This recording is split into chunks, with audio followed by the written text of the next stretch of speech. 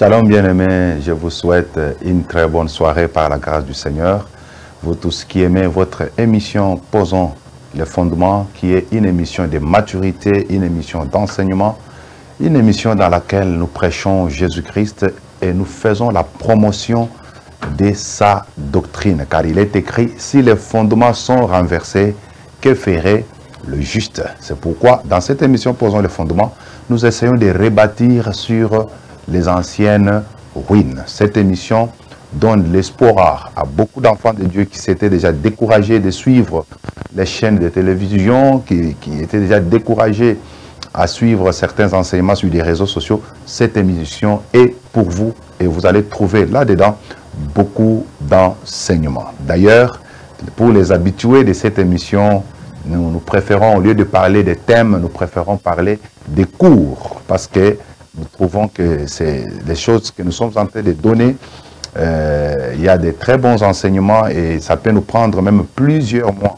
C'est pourquoi nous ne préférons pas parler des thèmes, mais nous préférons parler des cours. Nous sommes en train de parler, ça fait je crois 6 mois ou 5 mois, nous sommes en train de parler sur un grand sujet que nous avons intitulé « Les mystères de Dieu ». Ce sujet, nous l'avons tiré en 1 Corinthiens chapitre 4, le premier et le deuxième verset. Mais nous avons compris que dans la Bible, il y a plusieurs mystères de Dieu. Et nous en avons déjà parlé, je crois, 8. Nous sommes pratiquement au 9e mystère. Et c'est le mystère que nous avons appelé le mystère des 7 étoiles. Le mystère des 7 étoiles. C'est pratiquement la deuxième partie aujourd'hui, parce que dans la première partie, nous avons eu déjà à parler beaucoup d'autres choses. Lisons Apocalypse chapitre 1er, le verset 19 à 20. Apocalypse chapitre 1, le verset 19 à 20. Écris donc les choses que tu as vues, et celles qui sont, et celles qui doivent arriver après elles. Le mystère de 7 étoiles que tu as vu dans ma main droite et de 7 chandeliers d'or. Les 7 étoiles sont les anges des 7 églises et les 7 chandeliers sont les 7 églises. Donc, ce sujet ou cette écriture est vraiment très capitale. Nous avons montré que d'autres mystères que nous avons eu à parler, ça ne touchait pas l'Apocalypse. Mais à partir du mystère des 7 chandeliers d'or que nous avons vu autrefois, nous attaquons directement les livres d'Apocalypse, qui est un livre de révélations, mais ces révélations-là sont aussi codées, sont encore cachées dans les énigmes, dans les symboles, dans les paraboles et dans les images ou des types. Alors, c'est ce qui rend d'ailleurs les livres d'Apocalypse un peu compliqués par rapport à l'interprétation, et beaucoup d'ailleurs sont tombés dans les interprétations particulières. Mais du moins, nous savons que les livres d'Apocalypse, c'est les livres de l'épouse, c'est les livres de l'Église. Tout celui qui se réclame être chrétien doit avoir la coutume ou l'habitude de lire les livres d'Apocalypse, parce que ce n'est pas un livre qui est scellé comme celui de Daniel. Les livres de Daniel étaient scellés à son temps. Mais Jean, lorsqu'il a vu toutes ces révélations, toutes je peux dire ces images qui, des fois, qu'il ne comprenait pas, et à la fin, on lui dit, ne scelle point ces livres, car le temps est déjà proche. Donc, le livre d'Apocalypse, c'est un livre d'avertissement, c'est un livre qui ouvre les yeux, qui fortifie la foi des chrétiens, surtout à ces temps ici de la fin. Alors, nous avons compris ensemble que lorsqu'on parlait des 7 chandeliers, il s'agissait bien sûr des 7 églises. Les églises, là, qu'on a énumérées, il ne s'agit pas seulement des églises locales, mais il s'agit pratiquement de la totalité ou de l'ensemble des églises au cours de l'histoire, depuis la fondation de l'église à la Pentecôte jusqu'à nous aujourd'hui. C'est la raison pour laquelle il y a le chiffre 7 qui est le chiffre de la totalité, le chiffre de la perfection, le chiffre de ce qui est complet. Donc quand on parle de 7 chandeliers ou 7 églises, il s'agit de l'ensemble des églises du monde entier depuis la fondation jusqu'à aujourd'hui. Je peux aller même plus loin, jusqu'à l'enlèvement. C'est ça l'Église. Il ne s'agit pas des églises seulement qu'on pouvait énumérer, église d'Éphèse, église de Smyrne. Non, ça, le message qui est là-dedans nous concerne aussi. Alors, les 7 étoiles, quant à elles, nous avons expliqué que selon les Écritures, l'étoile pouvait parler de Christ, l'étoile pouvait représenter un homme, mais dans notre cas, les 7 étoiles ici, il s'agit bien des 7 anges. Parce qu'on dit, les 7 étoiles que tu as dans la main sont les anges des 7 églises. Donc, lorsque nous parlons du mystère des 7 étoiles, il s'agit bien des 7 anges. Et les anges là, il ne s'agit pas de créatures célestes comme Gabriel, Michael, Séraphin et les autres, mais il s'agit plutôt des messagers. Parce que le mot ange en hébreu peut aussi signifier, même en grec, peut aussi signifier messager. Et quand on parle de messager, il s'agit de toute personne qui a un message pour l'Église. Toute personne qui est mandatée, à qui Dieu a appelé par sa grâce et qui lui a donné un message pour l'Église. C'est pourquoi d'ailleurs, comme dans le livre d'Apocalypse 2 et 3, il y avait 7 églises. C'est pourquoi il y a aussi 7 étoiles, 7 anges, 7 messagers. Pour dire, il y avait un messager pour chaque église. Donc c'est une notion très importante. Et lorsque nous parlons de messager, il n'y a pas à se poser beaucoup de questions. Il s'agit tout simplement du pasteur responsable de l'église. Lorsqu'on parle écrit à l'ange de l'église d'Éphèse, il s'agissait du pasteur qui était responsable à l'église pratiquement d'Éphèse. C'est comme ça que cela se passait. J'espère bien que c'est un sujet qui demande beaucoup de débats. Nous allons en parler. Comme je vous avais dit, mon objectif, ce n'est pas d'entrer tellement dans les petits détails, mais du moins, c'était de vous présenter quand même une idée sur certains mystères qui sont dans les livres d'Apocalypse. Alors, nous avons posé aussi la question, pourquoi ces étoiles sont en nombre aussi de 7 chandeliers, 7 étoiles? Y avait-il des raisons? Oui, nous avons dit le chiffre 7, c'est le chiffre de la perfection, c'est le chiffre du repos, c'est le chiffre de la totalité, c'est le chiffre de ce qui est complet. Donc, lorsqu'on parle de 7 étoiles, dans le langage maintenant prophétique, il ne s'agit pas de 7 individus. Il ne s'agit pas de 7 personnes. Comme les étoiles représentent le messager, les anges, il s'agit bien sûr de la totalité ou de l'ensemble des messagers que le Seigneur envoie dans son Église, depuis la fondation de l'Église jusqu'à aujourd'hui. Ce sont des hommes qui sont chargés d'une mission particulière par rapport à l'Église. Ils viennent avec le message de Dieu. Il transmet ce message-là à son Église. C'est exactement ça. Donc, quand ces étoiles, comme ces étoiles sont au nombre de 7, il s'agit de la totalité de l'ensemble de tous les hommes de Dieu que le Seigneur envoie pour son Église, depuis la fondation de l'Église jusqu'à l'enlèvement. Tous les véritables hommes de Dieu qui ont un message particulier, ce sont des étoiles, ce sont des ministres. Et nous avons montré que les 7 étoiles, il s'agit bien sûr des Éphésiens chapitre 4, le verset 11, c'est-à-dire des apôtres, des prophètes, des évangélistes, des docteurs et des pasteurs. Vous comprenez? Donc, et quand vous regardez bien, que ce soit apôtre, c'est au pluriel, prophète, c'est au pluriel, c'est-à-dire il y a plusieurs apôtres que le Seigneur envoie pour l'Église, il y a plusieurs prophètes que le Seigneur envoie pour son Église, il y a plusieurs évangélistes, plusieurs pasteurs, plusieurs docteurs que Dieu envoie pour son Église. Il ne s'agit pas de 7 individus.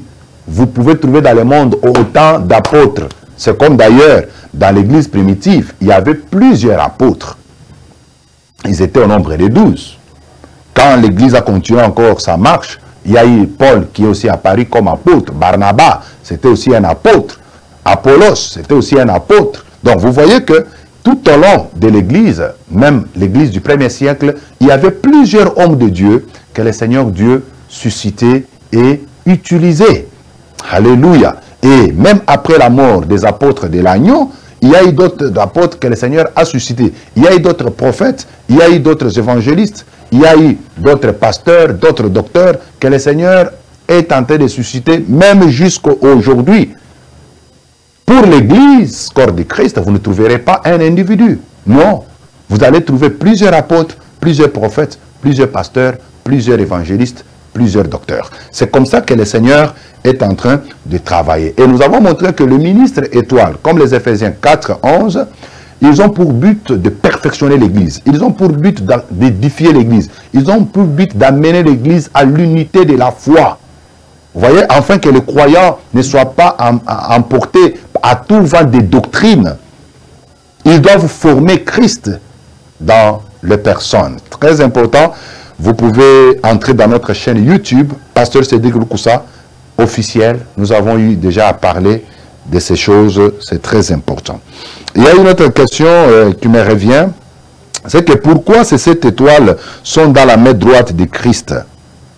Vous voyez, parce qu'en Apocalypse, chapitre 1er, on nous montre que les 7 étoiles étaient dans la main droite du Christ.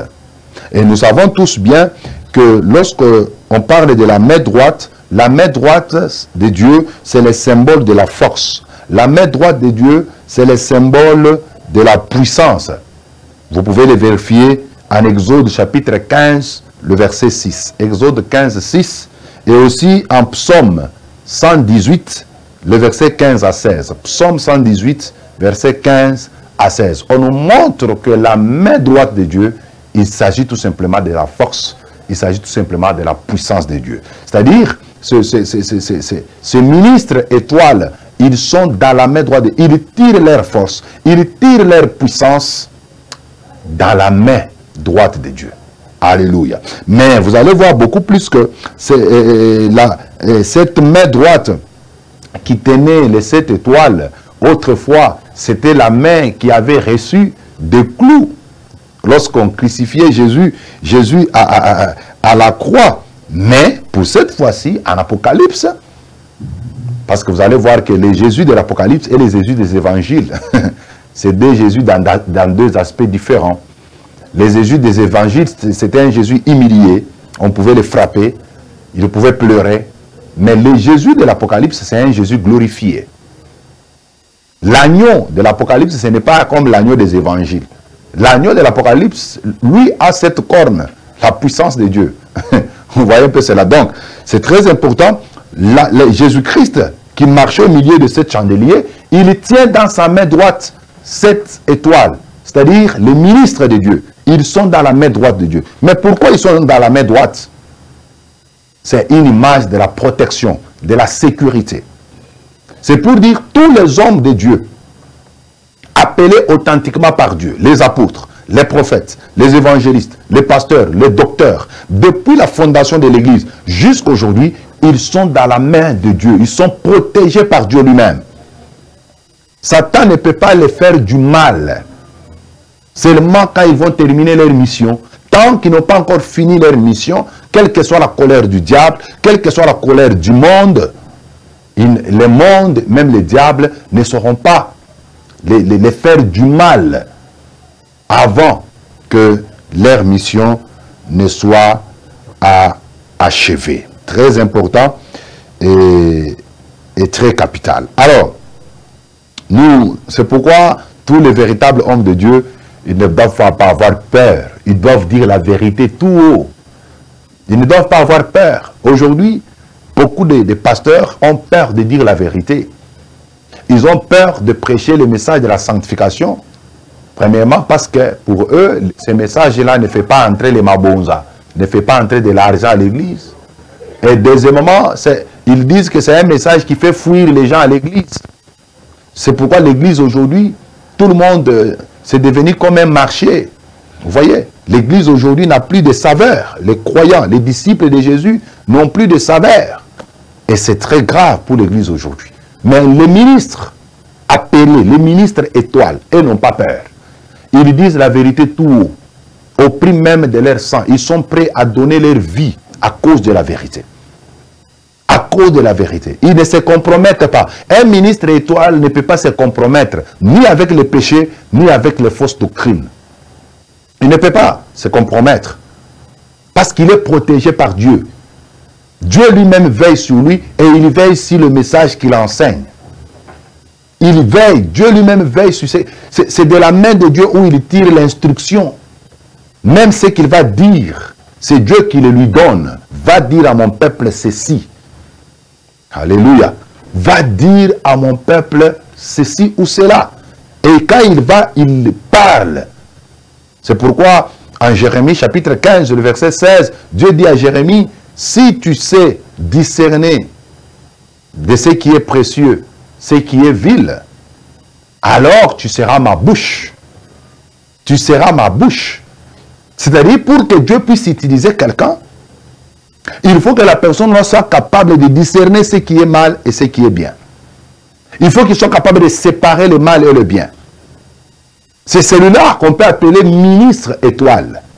C'est quelqu'un qui a un mandat particulier par Dieu. Il a un appel authentique. Il ne sert pas Dieu par enthousiasme. Il ne sert pas Dieu parce qu'il a fait la théologie. Parce que parlant des eunuques, il y a des eunuques qui sont faits par les mains d'hommes. Il y a les gens qui se sont faits eux-mêmes eunuques. Et il y a des gens que Dieu lui-même a fait eunuques. C'est avec ces trois manières-là que les gens peuvent servir Dieu. Il y a ceux qui servent Dieu. Ils se sont introduits eux-mêmes dans le champ. Ils se sont autoproclamés. C'est là où vous allez trouver la fonction d'apôtre qui est devenue comme un surnom. On surnomme quelqu'un apôtre, on surnomme quelqu'un évangile. Et dans leur tête, ils pensent que les évangélistes sont moins que les apôtres. C'est pourquoi ils les appellent les Eva. Vous voyez? Donc, il n'y a pas... l'apôtre n'est pas plus grand qu'un évangéliste. Le prophète n'est pas plus grand qu'un pasteur. Tous les ministères sont égaux par rapport au degré de supériorité. Mais ils sont différents par rapport aux fonctions. Chacun a une fonction particulière. L'apôtre ne fera pas le travail d'un pasteur. Le pasteur ne fera pas non plus le travail d'un apôtre. Quand bien même Dieu, dans sa diversité, il peut toujours les utiliser comme il veut. Mais aujourd'hui, on commence à jouer avec le ministère. Il y a d'autres, il avait commencé d'abord à être diacre, ancien, après pasteur, évangéliste, et après apôtre. On pense que l'apôtre est supérieur aux autres. Non, non. L'apôtre n'est pas supérieur qu'au pasteur. Il n'est pas supérieur. Le pasteur fait son travail, l'apôtre fait son travail, l'évangéliste fait aussi son travail. Vous voyez, les gens, ils s'autoproclament aujourd'hui dans les ministères. Il y en a d'autres qui servent le Seigneur, ils se retrouvent pasteur ou docteur parce qu'il a fait la théologie. Il est docteur en théologie. On le confond à un docteur du ministère. Non. Il y a toujours une différence entre un docteur de la théologie et un docteur du ministère. Mais nous sommes en train de parler ici de ministres de la parole, des ministres d'autorité. Et il y a aussi les gens qui servent le Seigneur, qui se retrouvent dans l'église juste par leurs propres ailes. Vous voyez un peu cela? Juste par leurs propres ailes, ou bien fabriqués par les mains d'hommes. Mais les vrais ministres, ils sont appelés par Dieu. Ils ont un message particulier venant de Dieu. Et ils ont les messages pour l'église. On les appelle ministres étoiles. Alléluia. Et ils sont dans la main droite de Dieu pour la protection et pour la sécurité. Et c'est même Dieu qui les bénit.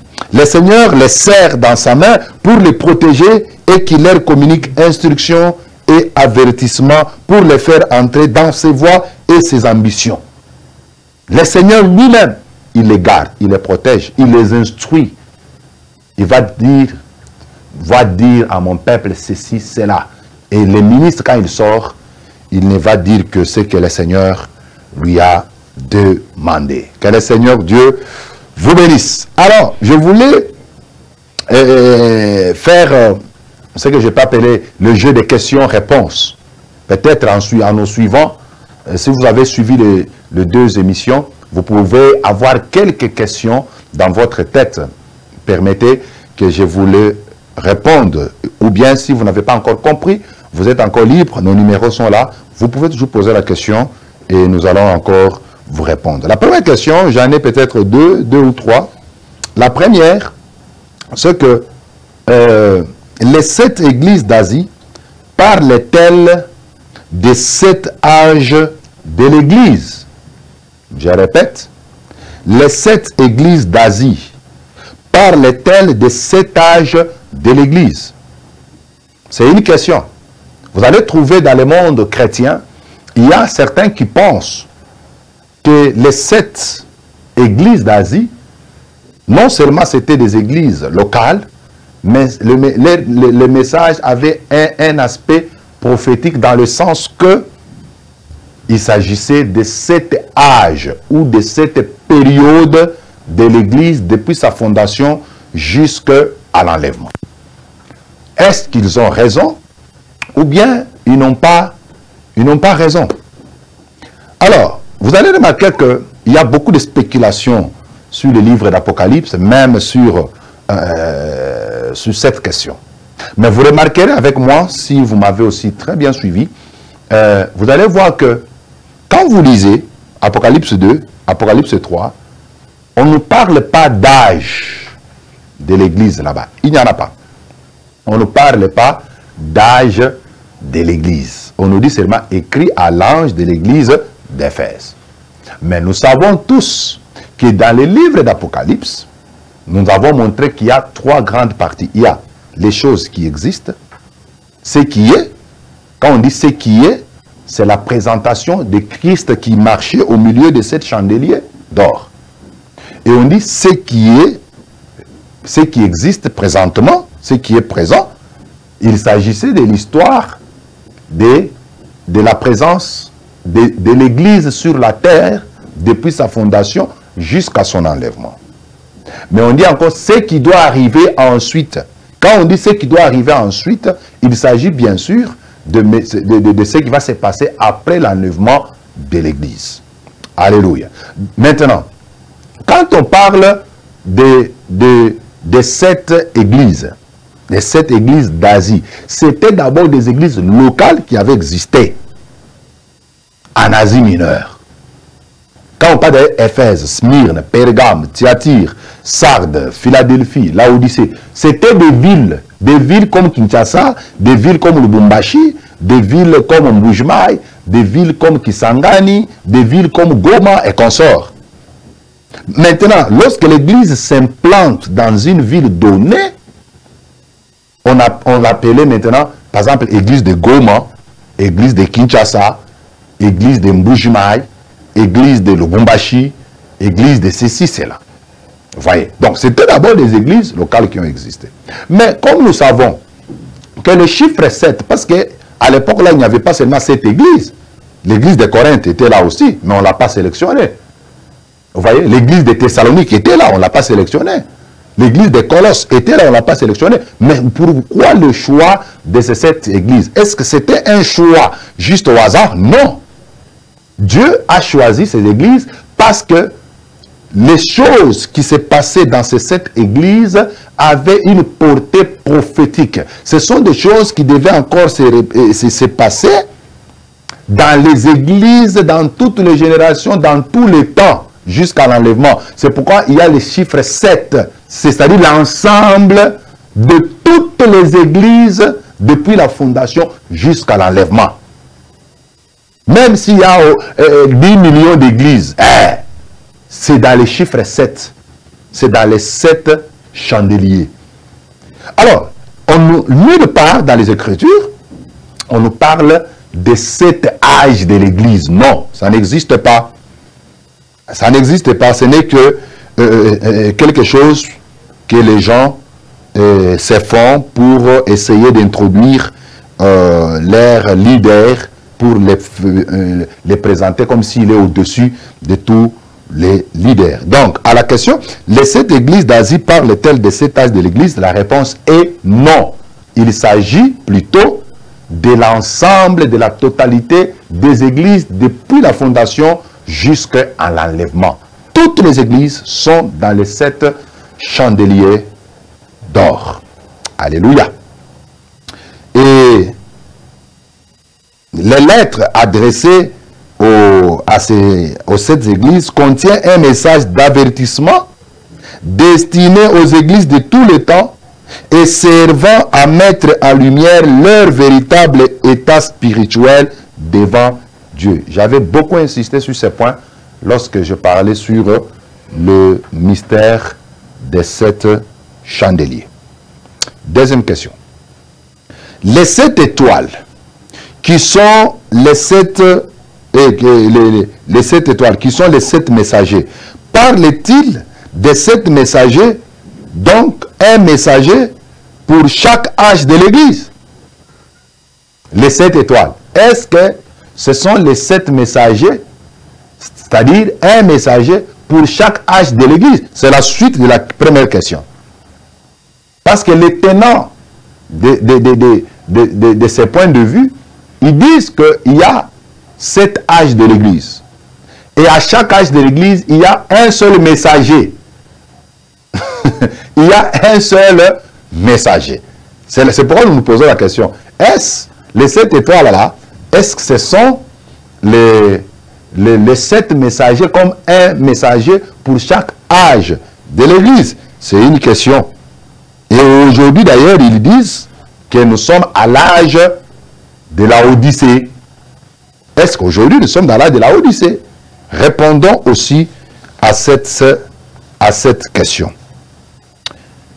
Je vais demander à la technique, elle peut déjà se préparer, parce que je voulais expliquer à ce niveau, avec juste une image qu'on va nous projeter, et je vais expliquer ça bientôt. Retenez d'abord ceci comme réponse. Nous tenons d'abord à signaler que les historiens de l'Église, je dis bien, les historiens de l'Église sont les gens qui ont fait des recherches concernant l'histoire de l'Église. Ils se sont aussi occupés d'une manière détaillée de l'histoire de l'Église. Et ils en ont réparti en 7 époques, les historiens de l'Église, des chercheurs, des théologiens. Ils ont fait leurs études, ils ont réparti l'histoire de l'Église en 7 époques. C'est à partir de là qu'est venue la notion de âge. Ce n'est pas d'abord une révélation d'un certain prophète, non. C'est une révélation, et je peux dire, ce sont des recherches théologiques, archéologiques. Et ils ont fait les recherches sur l'histoire de l'Église depuis sa fondation, et ils ont réparti l'histoire de l'Église là en 7 époques. Ce n'est pas une révélation. Ce sont des gens qui ont fait des recherches et ils ont réparti l'Église, l'histoire de l'Église en 7 époques. Le plus connu d'ailleurs, parmi tous ces historiens-là, c'est le docteur Clarence Larkin. Clarence Larkin. Vous pouvez chercher ça même sur l'Internet. Vous allez trouver. C'est un grand docteur, théologien. Il a réparti l'histoire de l'Église en 7 époques. En 7 époques. C'est comme ça que plusieurs autres prédicateurs, quand ils sont venus, ils ont commencé maintenant à se servir pour classer l'histoire de l'Église en 7 âges. Beaucoup de prédicateurs, ils se sont servis de son livre pour essayer maintenant de classer l'histoire de l'Église en 7 époques, en 7 âges. C'est pratiquement ça. Et vous allez voir que cette histoire-là, de classer les messagers, au 1er siècle, il n'y en avait pas. Vous ne verrez jamais Paul en guerre avec les pierres. Oh, qui est le messager de notre messager? Non, non, il n'y en avait pas. Ce sont des histoires qui ont commencé pratiquement vers le 19e siècle. 19e siècle, 20e siècle. C'est là où le débat a commencé, quand cet homme avait classé l'histoire de l'Église en cette époque. Et la plupart des gens qui tentent de classer les âges de l'Église, ils arrivent toujours à l'âge de la Odyssée. Ils se mettent comme étant le messager de l'âge de la Odyssée. Alors, nous allons prendre juste 2 cas. Il y en a beaucoup. Mais dans mes recherches, j'ai trouvé d'abord 2 cas. Nous allons faire une comparaison. Nous allons faire une comparaison entre ces 2 personnes. Si nous parlons le même langage avec la technique, on peut nous projeter les tableaux que nous avons. Voilà. Voilà. Avec ces tableaux, vous allez remarquer d'abord que ici, voilà. Ok, c'est bon. Ici, nous avons, c'est Charles, vous allez corriger un peu ici. Il y a Charles Tanz Ruissel. Charles Tanz Ruissel, il est né, oh là là là là, ici c'est 1800. Je m'excuse, corrigez encore. 1852. 1852 et il est mort à 1916. Il est né à 1852 et il est mort à 1916. Charles Ruissel, c'est celui qui est le fondateur du mouvement qu'on appelle aujourd'hui les témoins de Jéhovah. Auparavant, on les appelait juste les amis de la parole. Mais aujourd'hui, ils portent le nom des témoins de Jéhovah. C'est celui qui a commencé leur mouvement.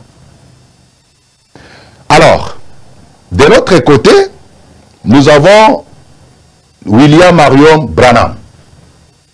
Je crois que c'est sa communauté ici au Congo, il y en a vraiment beaucoup et ils font beaucoup de bruit.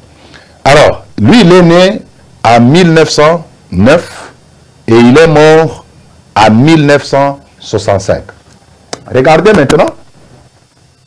Chacun de ces 2 personnages a réparti, concernant par exemple les âges, comme je vous ai dit, d'abord ça ne vient pas d'eux.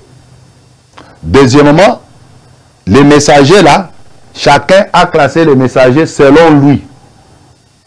Mais remarquez seulement que Charles Tanz Ruissel, qui est né en 1800, je vous ai dit de corriger ici, 52, et il est mort en 1916, il a existé avant Branham. Et Branham est venu après lui. Vous voyez? Déjà à son temps, regardez ce qu'il a fait. Il a classé les âges comme nous les avons là-bas. Nous avons Éphèse, comme nous avons l'église d'Éphèse dans la Bible. Il a dit que l'année pour l'église d'Éphèse, c'est 73. Le messager de l'église d'Éphèse, lui, il a placé Paul. Maintenant, pour William Mario Branham, il dit que l'année, c'est 53, 170. Donc, ça a commencé de l'an 53 à l'an 170. Les classements ici d'abord, ça ne vient pas de lui. Je vous ai dit que ça vient du docteur Clarence, un grand théologien qui a classé. Lui, il a repris seulement la répartition ici et il a mis les messagers selon lui. Et pour l'âge d'Éphèse, il a mis Paul. Pour l'âge de Smyrne, selon Ruissel, c'est à partir de 325. Les messagers, pour lui, il a classé Jean. Mais pour Branham, l'âge de Smyrne, c'est de 170 à 312. Et il a classé comme messager Irénée. Vous allez vous rappeler que Irénée, c'est parmi les pères de l'Église. C'est juste la génération après les apôtres. Il y a Irénée, il y a Ignace, ils sont nombreux. Bon, il a pris seulement Irénée. Pourquoi il a rejeté les autres? Nous ne savons pas. Il y a, par exemple, pour Pérgame, pour Charles, c'est 1160, l'an 1160. Et il a classé comme messager Arius. Vous allez vous rappeler bien, lors du premier ou deuxième concile de Nicée, c'est là où il y avait des grands débats avec ces messieurs-ci, Arius, pour ceux qui s'intéressent à l'histoire de l'Église.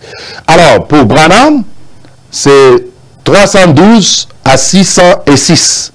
Et le messager, c'est Martin. Nous prenons Thyatire. Pour Charles Russell, c'est 1673. Et le messager, il a placé Valdo. Vous comprenez? Et pour Branham, c'est 606 jusqu'à 1520. Et il a placé comme messager Colomba. Vous voyez. Nous avons Sardes. Pour Charles Russell, c'est 1378 l'année. Et lui, il a classé comme messager Wycliffe. Wycliffe. C'est tous ces personnages, il y a beaucoup de choses à dire pour eux, mais avant ça, parce que les Wycliffe ici, ils ont existé même avant Luther, avant que Luther amène le mouvement des protestants. Wycliffe avait déjà commencé. Wycliffe était en Suisse, alors que Luther, lui, il était en Allemagne. Et certaines même recherches montrent que Luther, il allait puiser les écrits de Wycliffe. Bon, nous ne sommes pas là. Pour Branham, c'est de 1520 à 1750. Et lui, il a placé comme messager Luther. Il laisse Wycliffe. Alors que Wycliffe, il a vécu pratiquement même époque avec Luther, mais il a commencé à travailler, à œuvrer avant Luther. Il paraîtrait même que Luther, je dis bien il paraîtrait, que Luther s'inspirait beaucoup de ses écrits. Pour Sardes, oui, on a déjà fini Sardes, Philadelphie, c'est 1518. Lui, il a placé comme messager, il place maintenant Luther. Pour Branham, 1750 jusqu'à 1906, il a placé comme messager John Wesley. Vous voyez que John Wesley, c'est lui qui est parmi les gens qui ont beaucoup travaillé avec le mouvement des méthodistes. Et il était accompagné avec son frère Charles Wesley. Il y a beaucoup de choses là-bas. On peut même les appeler les pères du mouvement pentecôtiste. Alors, pour la Odyssée, Charles Russell, déjà à son temps, pour lui, la Odyssée, c'est 1874. Alors, il s'est lui-même classé là-bas. C'était là-bas, ça veut dire tout simplement Charles Taz Russell. Il s'est classé, lui, comme étant le messager de l'âge de la Odyssée, qui est considéré pour eux comme les derniers âges. Mais vous voyez maintenant qu'avec William Branham, lui d'abord, il est né en la Odyssée commence en 1906 et il n'a pas mis la fin. Il n'a pas mis, ça va se terminer quand? Alors, il arrive maintenant au niveau du messager, il se classe aussi comme étant le messager du dernier âge de l'âge de la Odyssée. Mais quand vous regardez même selon la répartition, 1909 et 1906, c'était même avant sa naissance. Donc l'âge commence avant même la naissance du messager. Il y a un peu du couac. Ce n'est pas mon plus grand problème. Donc, vous voyez que avec ces deux tableaux, il s'agit de deux prédicateurs, tous américains. Mais Charles Russell a existé avant Branham. Et ils sont nombreux. Et chacun a classé les âges selon lui. Et il s'est autoproclamé au dernier âge pour montrer que maintenant là, c'est moi qu'il faut écouter. Il y a un problème. Alors, j'ai épinglé ici quelques observations. La première observation, je crois que mon tableau peut rester, c'est bien, oui. La première observation, vous allez remarquer que la répartition en temps de chaque période n'est pas biblique. Vous ne trouverez pas au 73, 53 dans la Bible, il n'y en a pas. Ce n'est pas réparti. Chacun a mis selon lui.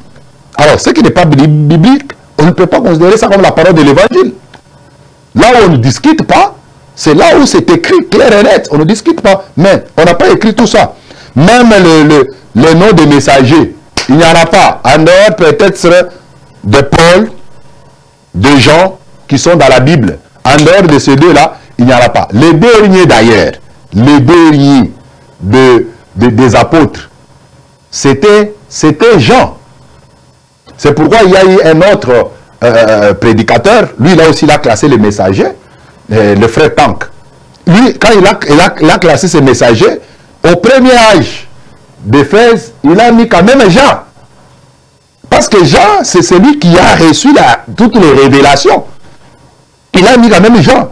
Comment maintenant, par exemple, que ce soit pour Éphèse, pour Charles Russell, qui a mis Paul, que ce soit pour Branham, qui a mis Paul. Mais Paul était mort avant même que Jean ne reçoive la révélation du livre d'Apocalypse.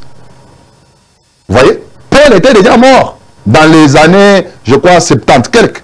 Il était déjà mort. Mais Jean est mort, il a reçu la révélation du livre d'Apocalypse en l'an 90 quelques. Après Jésus-Christ. Vous voyez? Donc, comment maintenant, si Jean, le message qu'il recevait, devrait s'adresser à Paul, parce qu'on écrit à l'ange de l'église d'Éphèse. La lettre là s'adressait à l'ange de l'église d'Éphèse. Maintenant, si vous dites que c'est Paul qui est le messager de l'église d'Éphèse, mais comment lui adresser un message parce qu'il était déjà mort? Parce que Paul est mort avant Jean. C'est contradictoire. C'est contradictoire. Ça, c'est la première observation. Tous les restes des noms là, les Colomba, les Irénée, les Valdo, les Wycliffe, ça n'y est pas dans la Bible. C'est pourquoi nous autres ici, nous ne croyons pas à toutes ces théories-là. Nous ne croyons pas à toutes ces théories-là. Certes, tous ces gens-là pouvaient être des serviteurs de Dieu que Dieu a utilisés, mais cela ne fait pas d'eux supérieurs par rapport aux autres de leur génération. Parce qu'il y en avait toujours beaucoup dans chaque génération. Dieu a envoyé toujours beaucoup de ses serviteurs. La deuxième observation, c'est que chacun place à chaque âge un messager selon lui et peut-être selon ses propres recherches. Que ce soit Charles Russell, que ce soit William Marion Branham, chacun a classé le messager selon ses recherches. Mais l'histoire est vaste. Toi, tu peux lire tel livre, tu classes tes messagers. Il y a d'autres qui écrivent aussi. Quand vous prenez par exemple le livre des tragédies du siècle de Ellen White, des Adventistes du 7e jour.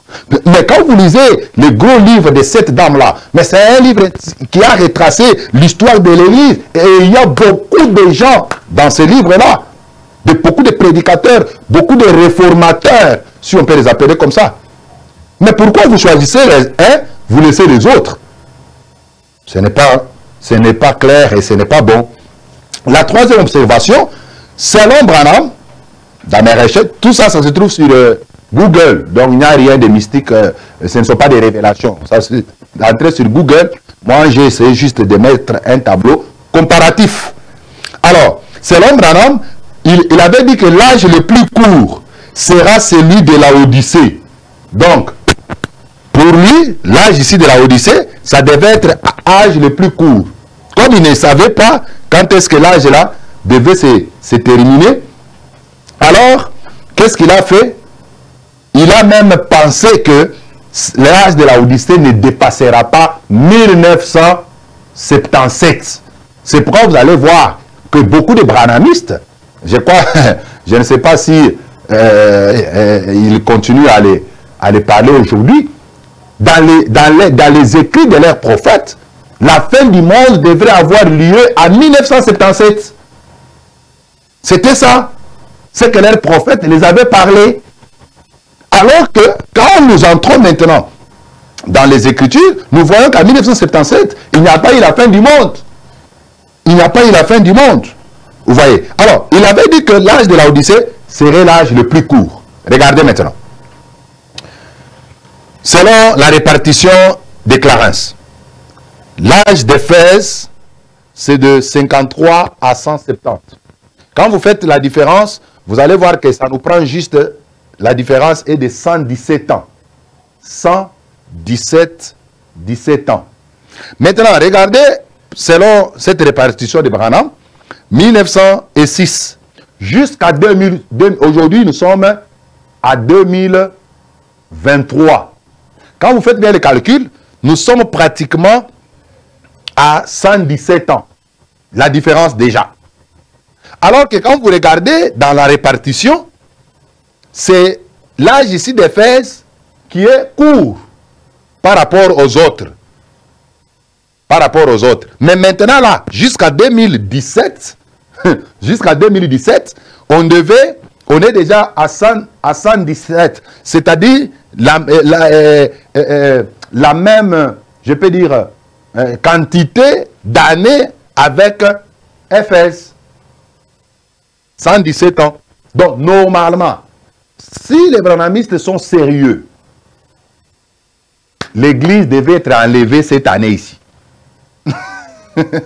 S'ils sont sérieux, l'église devait être enlevée cette année ici. Alors qu'en réalité, l'église, sûrement, bien sûr, nous attendons l'enlèvement de l'église. Nous ne savons pas quand est-ce que l'enlèvement de l'église aura lieu. Nous ne savons pas. Nous ne savons pas. Pourquoi? Parce que les gens sont tombés dans les spéculations. Ils sont tombés dans les interprétations particulières. Et la dernière observation, vous allez observer que, regardez seulement la date de naissance de Russell et de Branham. Russell, 1800, je vous avais dit d'échanger ici, 1852, il est mort en 1916. Branham, lui, commence en 1909, il est mort en 1965. Vous voyez? Qui a existé avant l'autre? Celui qui a existé avant l'autre, c'est Russell. Les fondateurs du mouvement des témoins de Jéhovah. C'est celui qui a existé avant l'autre. Maintenant, nous posons la question. Qui a copié l'autre? Qui a eu le temps de lire les écrits de l'autre? Je crois que vous avez la réponse. C'est pour vous dire quoi, mes frères? Toutes ces histoires ici, ce sont des inventions des hommes. Ce sont des interprétations particulières. La vraie interprétation, d'ailleurs, le système d'amener et d'envoyer une personne après une autre, c'est un système que Dieu avait utilisé pour Israël. Dieu appelle Moïse à Abraham, après Abraham Isaac, après Isaac Jacob, après Jacob il continue, appelle à un certain moment Moïse, après Moïse Josué, il avance Samuel, c'est comme ça que Dieu travaillait. Il a envoyé un prophète après un autre. Pourquoi? Parce qu'Israël était une nation. Israël avait un seul temple, un seul lieu d'adoration. Et Israël avait une même langue, un seul peuple. Mais l'église est plurielle. Dans l'église, il y a plusieurs nations. Dans l'église, il y a plusieurs peuples. Dans l'église, il y a plusieurs langues. C'est comme ça que Dieu, pour ce qui concerne l'église, il n'envoie pas une seule personne. Commencez même par l'église primitive. Dieu avait envoyé 12. Il y en avait plusieurs. Et même tout au long de l'histoire de l'église, Dieu envoie plusieurs personnes dans les différents pays. Si aux États-Unis, en Allemagne, il peut utiliser tel, ici au Congo, il s'est servi aussi d'autres personnes. C'est comme ça que le Seigneur fait les choses. Quand le mouvement des réveils avait commencé, si aux États-Unis, il y avait des Wesley, il y a eu des cela. Ici au Congo, on a aussi Kimbangu, qui a commencé à opérer des miracles. C'est comme ça que jusqu'à aujourd'hui, mes frères, le Seigneur s'arrange toujours, même aux États-Unis, vers le XXe siècle. Il y a eu plusieurs prédicateurs. Il y en avait plusieurs. Son nom échappe, un grand évangéliste qui est mort dernièrement. Il y avait des pasteurs, il y avait des évangélistes, des Dimi Chouagar étaient là, ils sont encore vivants jusqu'à aujourd'hui. L'autre, son nom échappe un peu, il est mort à pratiquement 99 ans. C'était des prédicateurs, des Tony Osborne, c'était des prédicateurs. Ils ont fait leur travail. Ils ont apporté ce qu'ils pouvaient apporter à l'église.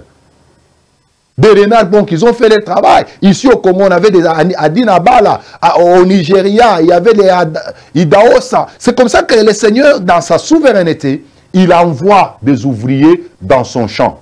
D'ailleurs, quand vous prenez Matthieu chapitre 20, à partir du premier verset, on louait les ouvriers dans les différentes époques.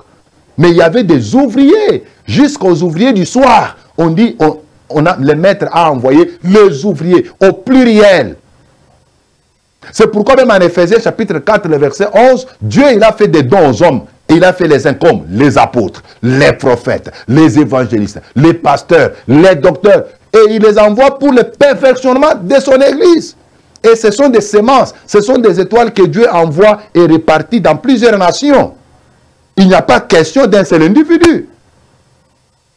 Maintenant, si vous dites pour les branhamistes qui parlent que Branham, il est le messager de la Odyssée. Maintenant, il est mort. L'âge de la Odyssée n'est pas encore fini. Donc, quand il est mort, maintenant, c'est fini. C'est pourquoi ils sont dans beaucoup de confusion pour savoir qui est le remplaçant de Branham. Ils sont dans des confusions. Pourquoi? Parce qu'ils ont laissé la parole, la Bible, pour commencer à utiliser d'autres livres. Mes frères et sœurs, nous parlons ces choses avec tout amour. Et vous avez intérêt de les suivre. Et si vous n'avez pas compris, posez, ne vous abstenez pas de nous poser des questions. Je pense que je n'ai pas tout terminé concernant les 7 chandeliers et les 7 étoiles. Comme je vous avais dit, avec les livres de l'Apocalypse, on peut faire avec ça 3 ans. On est tenté de parler du jour le jour. Dans nos formations que nous faisons dans notre église avec les disciples, ils savent ce que je dis. Nous faisons des fois des mois avec eux alors que nous avons 4 heures des fois de formation. Mais nous pouvons faire 2-3 mois en train de parler sur les livres d'Apocalypse. C'est un livre trop vaste, trop grand. Et nous croyons que tant que nous sommes encore, le Seigneur nous prêtera vie. Nous reviendrons peut-être prochainement ou plus tard, je ne sais pas, après quelques mois ou après quelques années, nous reviendrons peut-être pour apporter d'autres détails que nous n'avons pas pu vous donner aujourd'hui. Mais si vous n'avez pas compris, nos numéros de téléphone sont là. Écrivez-nous, posez des questions. Nous sommes disponibles pour répondre à vos questions. Moi, c'est le pasteur Cédric Lukusa. Je suis le pasteur de l'église Temple Chrétien Mont-Carmel. Temple Chrétien Mont-Carmel, nous sommes sur l'avenue Kitega, avenue Kitega, numéro 110 dans la commune de Kinshasa. Avenue Kitega, numéro 110 dans la commune de Kinshasa. Nous nous réunissons là-bas chaque mercredi et vendredi de 17h30 à 19h30. Et les dimanches, c'est de 8h juste jusqu'à 12h juste.